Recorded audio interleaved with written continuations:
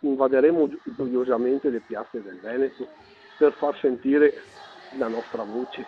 Il movimento delle cosiddette sardine si allarga da una città all'altra in Italia. I flash mob degli oppositori del Carroccio si stanno moltiplicando e presto li si vedrà anche nelle piazze di un Veneto per la stragrande maggioranza leghista. Esiste un gruppo regionale che fa da coordinamento per i vari gruppi provinciali.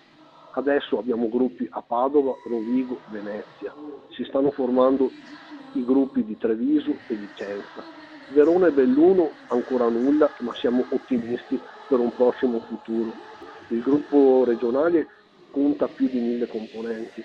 Il gruppo di Padova credo si stia avvicinando ai 2000. Sardine alla Veneta, quelle fondate da Finotti, sarde in Saor si autodefiniscono per regionalizzarsi, ma al di là delle appartenenze il messaggio da lanciare e l'obiettivo da raggiungere sono condivisi da nord a sud.